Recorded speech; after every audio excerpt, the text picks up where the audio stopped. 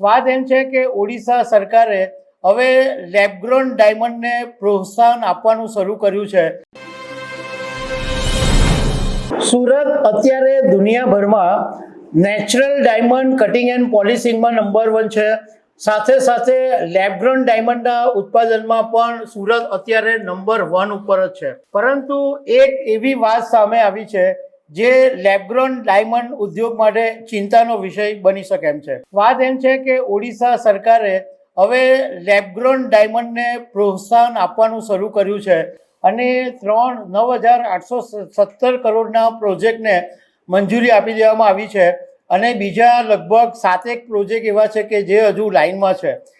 એટલે 11 પ્રોજેક્ટ ઓડિશામાં હમણાં શરૂ થઈ શકે એમ છે. તો આના વિશે તમારી સાથે વાત કરીશ.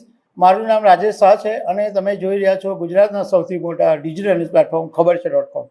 ઓડિશામાં ભાજપની સરકાર છે અને ભાજપની સરકારે ત્યાં ઓડિશાની અંદર લેબગ્રોન ડાયમંડ ઉદ્યોગના પ્રોત્સાહન આપવા માટે ત્યાં ઓડિશાના ખુર્દામાં એક જગ્યા ફાળવી છે અને ત્યાં આગળ લેબગ્રોન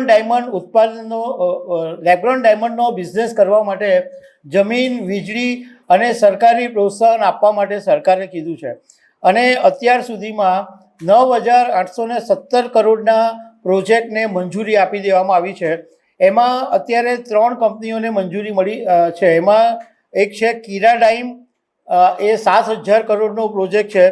બીજું છે અંજલિ લેબટેક, એનો 1,600 કરોડનો પ્રોજેક્ટ છે અને ત્રીજો છે ગ્રો મેગ્નિફિશન્ટ પ્રાઇવેટ લિમિટેડ, એનો 1,200 કરોડનો પ્રોજેક્ટ છે. હવે આ ઉપરાંત અમે થોડીક તપાસ કરી તો બીજી બધી ઘણી કંપનીઓ પણ લાઇનમાં છે.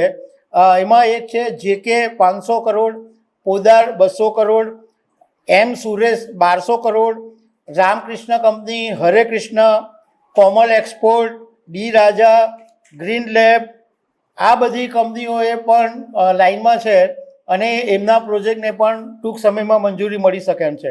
આમાંથી મોટા ભાગની જે કંપનીઓ છે એ સુરત ક્યાં તો મુંબઈની છે. એમાં મેક્સિમમ સુરતની કંપનીઓ છે.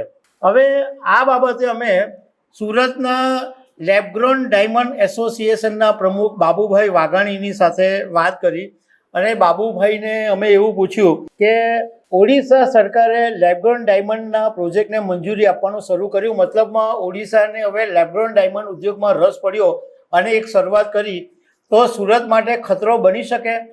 તો બાબુભાઈએ જવાબ આપતા એવું કીધું કે અત્યારે તો સુરત લેબગ્રોન ડાયમંડ માટે કોઈ જોખમ દેખાતું નથી, કારણ કે સુરતની પાસે જે મેન પાવરનો જે તાકાત છે એ કોઈ પાસે નથી અને ઓડિશામાં જે થશે એ ગ્રોઈંગ થશે, એટલે ખાલી લેબોરેટરીમાં ડાયમંડો ઉગાડાશે, બાકી એનું જે મેન્યુફેક્ચરિંગ છે એ સુરતમાં જ કરાવવું પડે. એટલે એ રીતે જોવા જઈએ તો સુરત કે મુંબઈની કંપનીઓ છે એને ત્યાં આગળ ખાલી ગ્રો કરી અને એ ડાયમંડ અહીંયા આગળ કટિંગ એન્ડ પોલિશિંગ થઈ શકે.